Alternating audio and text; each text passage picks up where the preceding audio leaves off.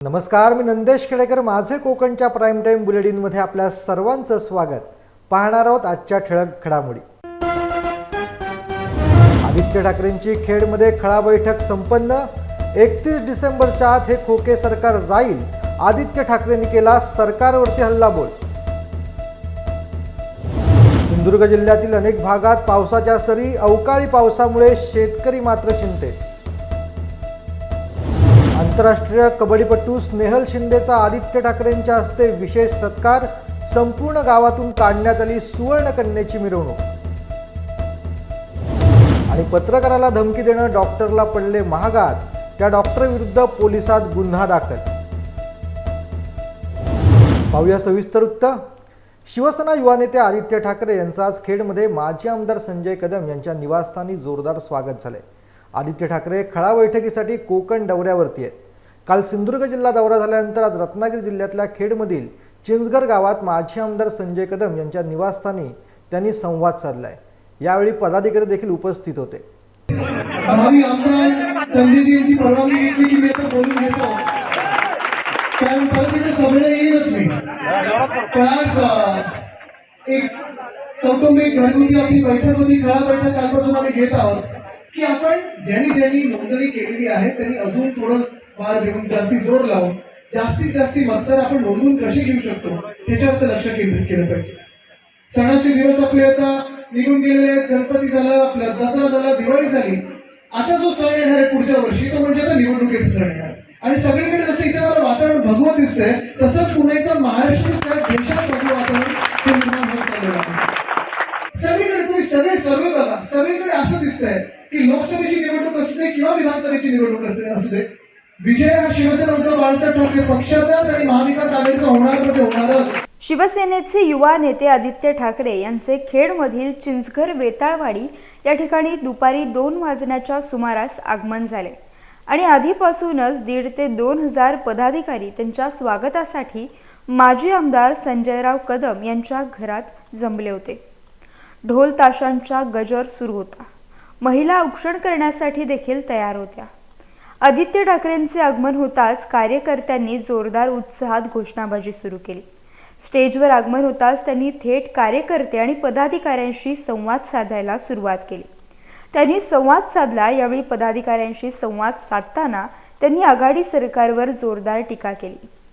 31 डिसेंबरच्या आत हे खोके सरकार जाईल. पुन्हा आपली सत्ता येणार आहे. 40 गद्दार आमदार पुन्हा निवडून येणार नाहीत. त्यांच्या नशिबात पुढे विधानसभेची पायरी देखील दिसणार नाही. कोकणात देखील दापोली मतदारसंघात संजयराव कदम यांचं काम चांगलं आहे. त्यांच्या विजयाच्या सभेसाठी मी पुन्हा येईन. आता आपण सर्वांनी शिवसेना प्रमुखांचे स्वप्न पूर्ण करण्यासाठी आणि विधानसभेवर भगवा फडकवण्यासाठी तयारीला लागा, असं आवाहन आदित्य ठाकरेंनी केलं. मी आज भावी आमदारांचे संजयजी यांच्या घरी आलेलो आहे. आमच्या खळा बैठका सुरू आहेत आणि आपण पाहताय की उत्साह जो आहे तो तुफान आहे. प्रत्येक निवडणुकीसाठी आम्ही तयार आहोत. निवडणूक आता जाहीर होत्या तेच आहे. ते घरा सगळीकडे फिरतायत. जे आता ज्यांच्या पगारावर आहेत त्यांना आता प्रचाराला लावलेला आहे. पण अजूनही महाराष्ट्रात कुठेही मला ते फिरताना दिसत नाहीयेत. कुठेही जनहिताची कामं करत दिसत नाहीयेत. जे उद्घाटन बाकी आहेत तेही करताना दिसत नाहीत. MTHL उद्घाटन खरं झालं पाहिजे तर आज उद्या आहे की लोकशाहीचा खून आपल्या राज्यात झालेला आहे. लोकशाही वाचवण्याचा आम्ही प्रयत्न करत आहोत. जर डॉक्टर बाबासाहेब आंबेडकरांनी जे संविधान आपल्याला लिहून दिलं त्याप्रमाणे जर आपण गेलो, त्याचा जर मान राखला तर 40 गद्दार बाद होणार. खळा बैठकीच्या निमित्तानं आदित्य ठाकरे हे दापोली खेड विधानसभा मतदारसंघाचे माजी आमदार संजयराव कदम यांच्या निवासस्थानी आल्यानंतर कार्यकर्त्यांना मोठा उत्साह जाणवला. माजी आमदार संजयराव कदम यांच्या विजयाची हमी त्यांनी दिल्यानंतर एकच घोषणाबाजी झाली. आदित्य ठाकरे यांच्या खेडमधील खळा बैठकीच्या निमित्तानं मतदारसंघातील तरुणांमध्ये आणि कार्यकर्त्यांमध्ये नवा उत्साह पाहायला मिळाला. उबाटा सेनेत आपल्याला सातत्याने निर्णय घेताना डावलले जात होते. निर्णय घेताना कधीही विचारात घेतले गेले नाही. उबाटा सेनेत अनेक गट असून या गटबाजीचे परिणाम त्यांना निश्चितच भोगावे लागतील. या गटबाजीला कंटाळूनच आपण उबाटा सेना सोडल्याचा दावा ओबीसी सेल जिल्हा प्रमुख रुपेश पावसकर यांनी केलाय. रुपेश पावसकर यांनी वैभव नाईक यांचा पराभव अटळ असल्याचं सांगत भविष्यात शिवसेना मजबूत करण्याचं आश्वासन आपण मुख्यमंत्र्यांना दिल्याचं देखील त्यांनी सांगितलंय. असंख्य अशी कारणं आहेत.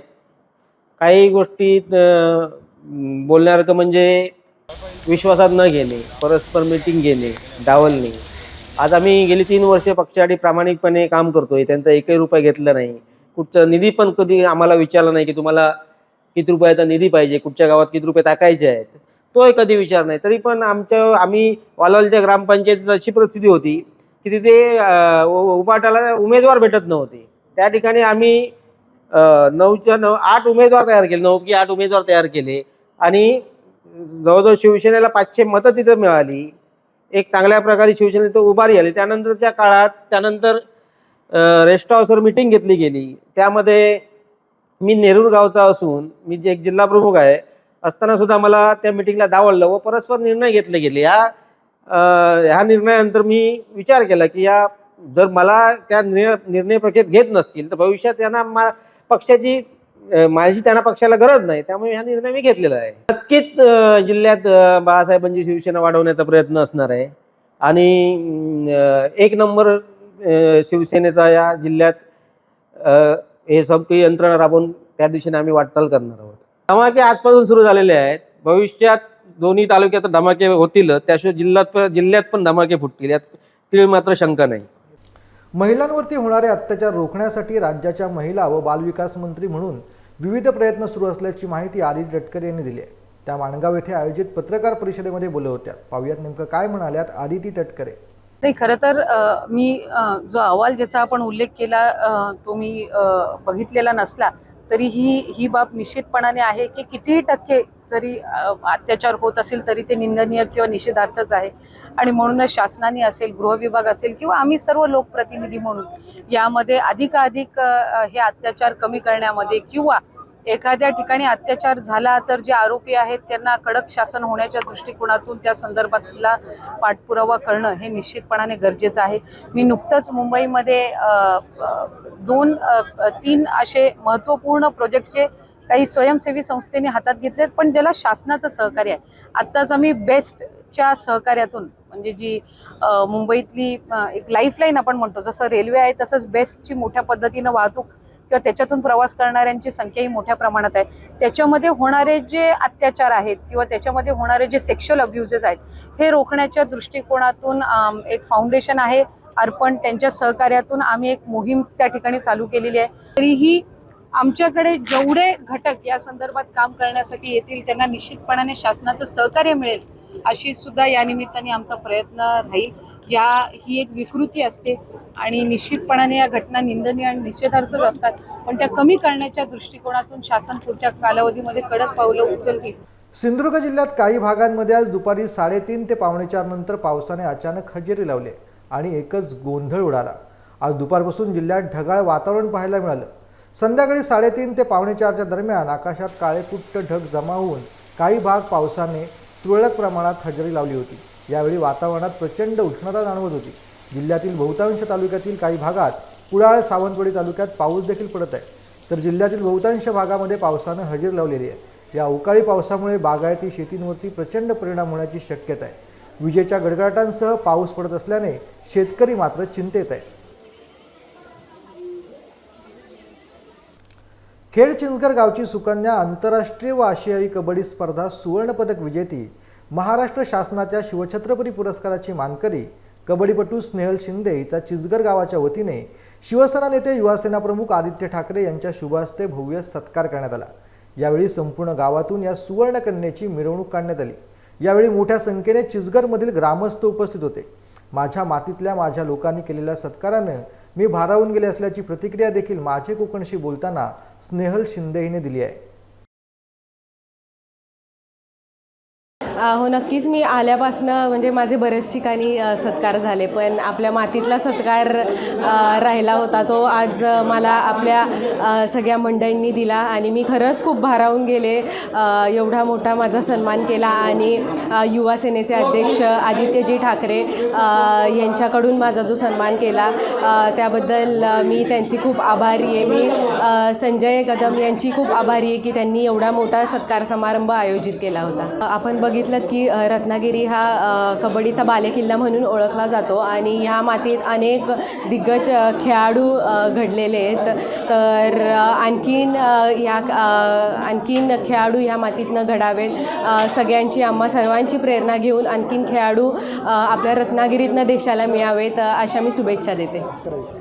भारताची स्टार कबड्डी खेळाडू स्नेहल शिंदे हिची ऑलिम्पिक गेममध्ये महाराष्ट्राच्या संघातून एकमेव तिची निवड झाली होती आणि ती देशाच्या कबड्डी संघामध्ये खेळली आणि देश सुवर्णपदक जिंकला. आणि त्याच्यामुळे आम्हा गावाला प्रचंड आनंद आहे की आमच्या गावची ग्रामीण भागातली एक सुकन्या आज महाराष्ट्रातलं एकमेव निवड आणि देशाच्या संघातून खेळून तिला गोल्ड मेडल मिळाले, सुवर्णपदक मिळाले. आणि मग तिचं ग्रामस्थांच्या वतीनं, सर्व जनतेच्या वतीनं, मतदारसंघाच्या वतीनं तिचं आम्ही खास करून अभिनंदन करतो. आम्ही फार नशिबानं की अशा मुली आमच्या गावामध्ये जन्मल्यानंतर आज देशामध्ये जे आमच्या गावाचं नाव तिने केलं आहे तिचंही अभिनंदन. आता वेळ झाली छोट्याशा विश्रांतीची, मात्र तुम्ही पाहत राहा फक्त माझे कोकण. खुश खबर खुश खबर खुश खबर. मैं रमेश मनोहर सागवेकर ज्वेलर्स सोने चांदी आणि मोत्याचे कलात्मक तसेच आकर्षक हॉलमार्क HUID अत्याधुनिक पद्धतीचे दागिने मिळण्याचे खेडमधील एकमेव ठिकाण. मैं रमेश मनोहर सागवेकर ज्वेलर्स घेऊन येत आहेत ग्राहकांसाठी दसरा आणि दीपावली निमित्त आकर्षक भेट योजना. 15 ऑक्टोबर 2023 ते 10 डिसेंबर 2023 या कालावधीत ग्राहकांना मिळणार 20,000 रुपयांच्या सोने आणि चांदीच्या रोख खरेदीवर आकर्षक भेट कुपन. प्रथम विजेत्यास 2 व्हीलर तर इतर विजेत्यांसाठी TV, fridge, washing machine, AC सह 55 आकर्षक भेट वस्तूंची लयलूट खास दसरा आणि दीपावली निमित्त. आमचा पत्ता सोनाराळी, तालुका खेड, तसेच पोलादपूर बाजारपेठ, मारुती मंदिर शेजारी, तालुका पोलादपूर. तर अधिक माहितीसाठी आजच संपर्क करा. संपर्क क्रमांक 92 70 28 43 23 आणि 77 41 08 93 15. विश्रांतीनंतर पुन्हा एकदा आपलं स्वागत. कणकवली उपजिल्हा रुग्णालयात गरोदर मातांना प्रसूतीसाठी करावी लागते वणवण अशा स्वरूपाची बातमी एका पत्रकाराने डिजिटल माध्यमाला दिली होती. या डिजिटल माध्यमाचे प्रतिनिधी भगवान लोके यांना फोन करून अपमानास्पद बोलत मारण्याची धमकी दिल्याप्रकरणी उपजिल्हा रुग्णालयाच्या स्त्रीरोग तज्ज्ञ डॉक्टर अर्पिता महेंद्र आचरेकर यांच्याविरुद्ध महाराष्ट्र प्रसारमाध्यम व्यक्ती आणि प्रसारमाध्यम संस्था हिंसा आणि मालमत्तेचे नुकसान प्रतिबंधक अधिनियम 2017चे कलम 4 तसेच भादवी कलम 504 506 अन्वये गुन्हा दाखल करण्यात आलेला आहे. पत्रकार संरक्षण कायद्यानुसार जिल्ह्यातील पहिला गुन्हा दाखल आहे. सिंधुदुर्ग जिल्ह्यात या घटनेमुळे एकच खळबळ देखील उडाली. मी 22 तारीखला कणकवली उपजिल्हा रुग्णालयातील सेवेसंदर्भात एक बातमी केली होती. अनेक लोकांच्या तक्रारी होत्या, चर्चा होती, त्यानुसार ही बातमी केलेली होती. आणि त्यानंतर मला रात्री साधारण 8:45 वाजण्याच्या सुमारास डॉक्टर अर्पिता आचरेकर यांचा धमकीचा फोन आला. माझ्या विरोधात बातमी लिहून बदनामी केलीस का, मी तुला अशा प्रकारचं वक्तव्य केलं. या प्रकरणी मी कणकवली पोलीस ठाण्यात फिर्याद दिलेली आहे. सिंधुदुर्ग जिल्ह्यात पहिल्यांदाच पत्रकार संरक्षण कायद्यानुसार कणकवली पोलिसांनी संबंधित संशयित आरोपी विरोधात गुन्हा दाखल केलेला आहे. या आरोपीवर कठोर कारवाई व्हावी हीच पत्रकारांच्या वैयक्तिक पत्रकारांच्या वतीने मी मागणी करत आहे. काल जो प्रकार घडला तो निश्चितच अयोग्य प्रकार आहे. एका डॉक्टर महिलेने एका पत्रकाराला धमकी देण्याचा जो प्रकार केलेला आहे तो निषेधार्थ आहे. वास्तविक सिंधुदुर्ग जिल्हा सुशिक्षित जिल्हा म्हणून ओळखला जातो आणि त्या ठिकाणी अशा प्रकारच्या घटना घडत असतील तर त्या आपल्या संस्कृतीला शोभणाऱ्या नाहीत. ज्या भाषेत ज्या महिला डॉक्टरने धमकी दिली ती भाषा मुळातच अयोग्य आहे. पत्रकार भगवान लोके गेले 20 ते 22 वर्ष पत्रकारितेत काम करतात. पत्रकारितेतील अनेक पदे त्यांनी भूषविली आहेत. ॲक्रेडिटेशन त्यांना मिळालं होतं. हे सर्व असतानाही आणि कणकवलीसारखे एक फार मोठं शहर नव्हे आणि एखाद्या कणकवलीसारख्या शहरात पत्रकार, डॉक्टर सर्वांचे चांगले संबंध, पोलिसांचे चांगले संबंध आहेत. आणि असं असतानाही पोलिसांनी ज्या चुकीच्या पद्धतीने गुन्हा दाखल केला, वास्तविक एक माणुसकीच्या आणि सामाजिक भावनेतून पोलिसांनी पत्रकारांना विचारात घेणं गरजेचं होतं. परंतु नियमाला कुठेतरी फाटा देताना हा तो गुन्हा दाखल केला. तो घडलेला प्रकार चुकीचा आहे. या सर्व घटनेचा आम्ही निषेध करतो आणि भविष्यात अशा प्रकारे बातमीदारी करत असताना बातमीचं जे स्वातंत्र्य असतं, स्वातंत्र्य हिरावून घेण्याचं काम कोणी करत असेल तर तो प्रकार योग्य नव्हे. भविष्यातही अशा प्रकारचं पत्रकारांबद्दल जो एक शासनाने कायदा केलेला आहे 2017चा कायदा आहे पत्रकार संरक्षण कायदा. त्या कायद्याला अनुसरून आम्ही ही मागणी करतोय की भगवान लोके यांच्यावर जो अन्याय झाला आहे त्या अन्यायाला कुठेतरी न्याय मिळावा आणि पत्रकारांना समाजात बिनधास्तपणे काम करता यावं या दृष्टीने एक चांगल्या प्रकारची वागणूक सन्मानाची वागणूक मिळावी अशी आमची रास्त मागणी शासनाकडे, त्याचप्रमाणे पोलीस अधीक्षक आणि जी संबंधित यंत्रणा आहे, न्यायालय असेल किंवा पोलीस असेल, या सर्वांकडे आम्ही एक मुख्य मागणी करत आहोत. पत्रकार भगवान लोके यांना दिलेली धमकी ही निषेधार्थ आहे.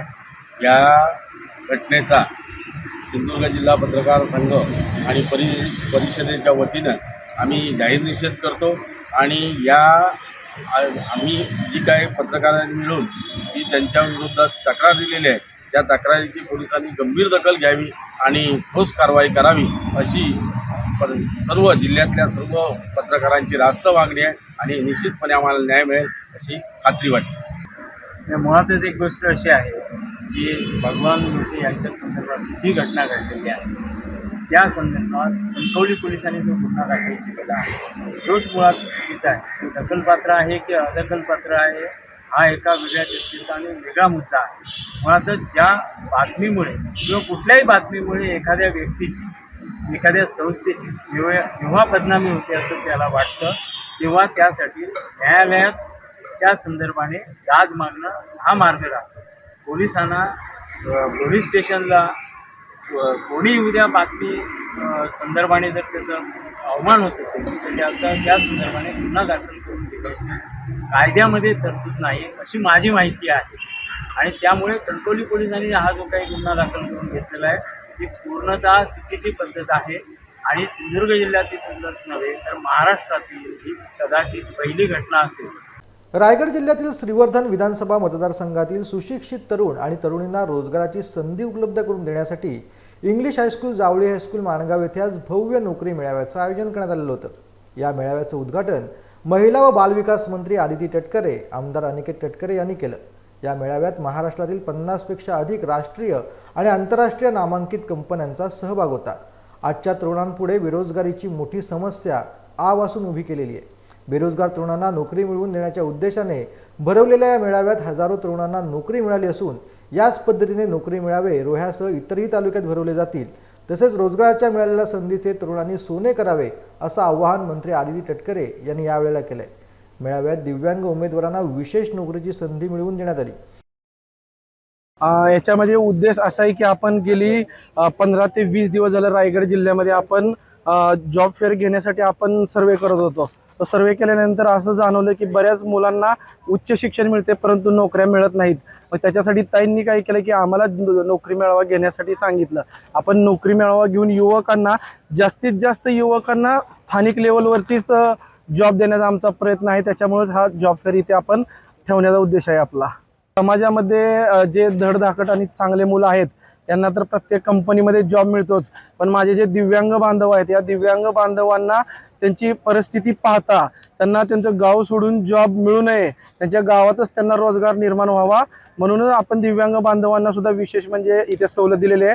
आणि मला सांगायला अतिशय आनंद होतोय की आम्ही आजपर्यंत जितके पण 150पेक्षा जास्त जॉब फेअर केले त्या जॉब फेअरमध्ये दिव्यांग बांधवांची सर्वात जास्त संख्या ही आज श्रीवर्धन मतदारसंघातल्या नोकरी मेळाव्यात आलेली आहे. आणि विशेष म्हणजे आपल्या रायगड जिल्ह्यामध्ये आम्हाला असं समजलं की 7,000 युवक युवती हे दिव्यांग बांधव आहेत. आपण भविष्यात त्यांच्यासाठी सुद्धा एक वेगळा उपक्रम आपण ताईंच्या माध्यमातून राबवूया.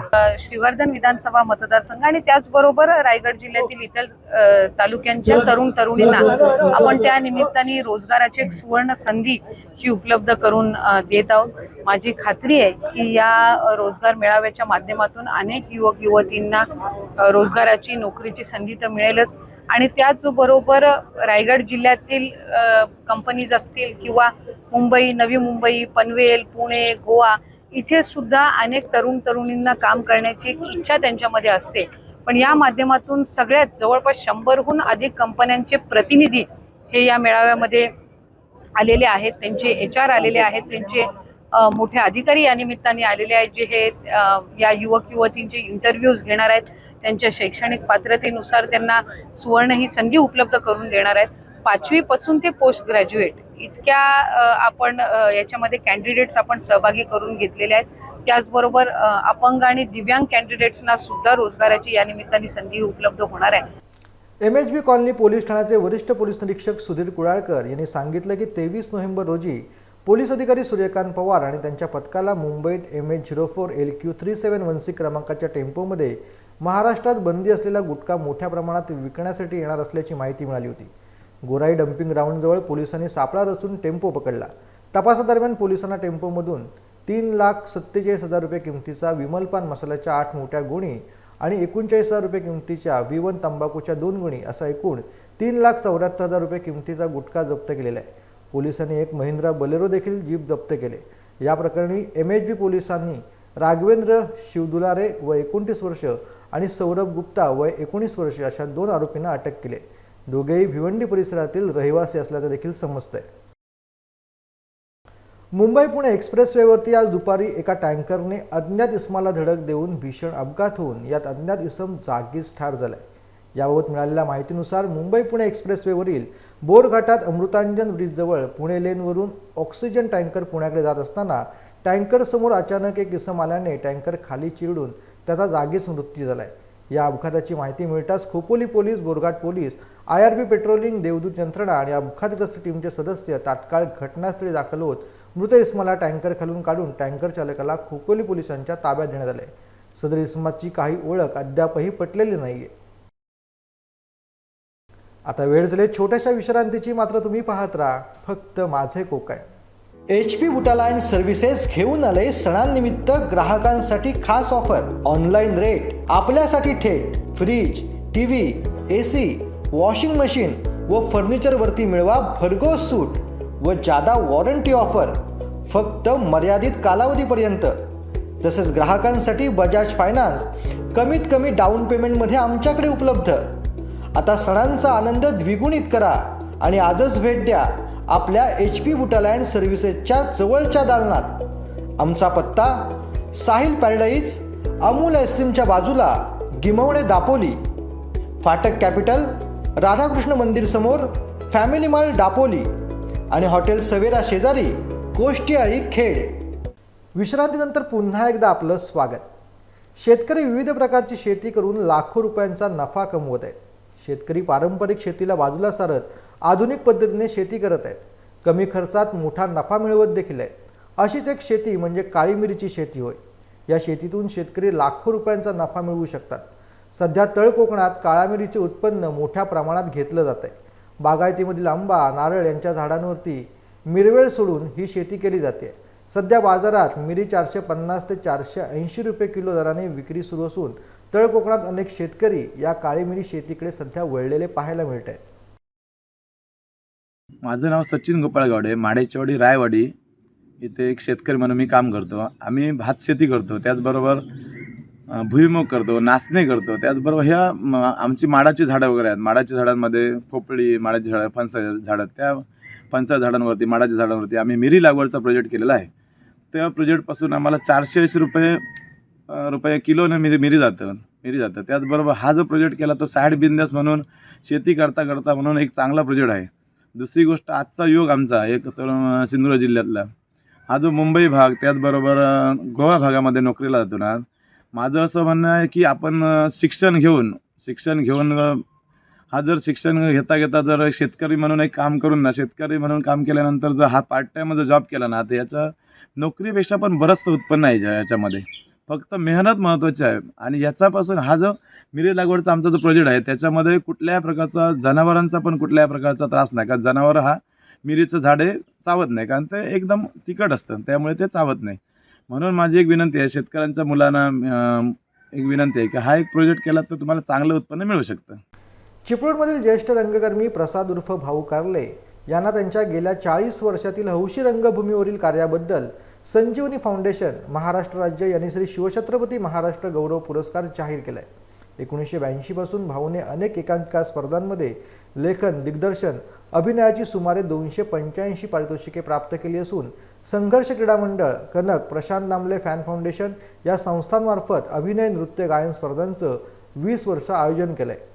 तर साखरपासारख्या ग्रामीण भागात 1990 पासून आज अखेर सातत्याने 33 वर्ष विविध स्पर्धांचं ते आयोजन करीत आहेत. स्वउन्नतीबरोबरच समाजातील हौशी होतकरू कलाकार विद्यार्थी यांना व्यासपीठ मिळवून त्यांच्या समाजाला फायदा व्हावा या उदात्त हेतूने प्रसंगी स्वतःच्या खिशाला चाट लावून ते हे कार्य निस्वार्थीपणे निरंतर करत आहेत. त्यामुळेच त्यांना हा पुरस्कार मिळत आहे असं त्यांच्या पत्नी सौ रूपा कार्ले यांनी सांगितलंय. या 40 वर्षाच्या सेवेमध्ये त्यांना राहुल सोलापूरकर, प्रशांत दामले, डॉक्टर प्रशांत पटवर्धन, संजय कदम, दिलीप आमरे, कांता कानिटकर, सौ रूपा वेदांत आणि डॉक्टर गायत्री कार्ले साने तसंच 1989 पासून श्री दत्त देवस्थान कोंडगाव व दत्तसेवा तरुण मंडळ तसंच भाऊक काड्डरे, नयन साडविळकर, स्वर्गवासी नाना जोशी आणि सर्व रंगकर्मी यांचं मोलाचं सहकार्य मिळालेलं आहे. त्यामुळे हा पुरस्कार या सर्वांना समर्पित करत आहे असं देखील भाऊंनी नम्रपणे सांगितलं आहे. सिंधुदुर्गातील कुडाळ तालुक्यातील माणगावमधील यक्षिणी मंदिरात हरिनाम सप्ताह संपन्न झालाय. या सप्ताहाच्या शेवटच्या रात्री शिवकालीन खेळाचं सादरीकरण केलं गेलं. रात्रभर शिवकालीन युद्धकला व मर्दानी खेळ साजरे केले गेले. लाठीकाठी, ढाल तलवार, दांडपट्टा, आगीचे गोळ बांधून बनाटे फिरवले, डोक्यावरती नारळ ठेवून फोडणे, शिवकाळातील मर्दानी खेळ आणि दिंडी देखील काढण्यात आली. यावेळी शेकडो नागरिक यावेळेला उपस्थित होते. आता वेळ झाली इथंच थांबण्याची, मात्र तुम्ही पाहत राहा फक्त माझे कोकण.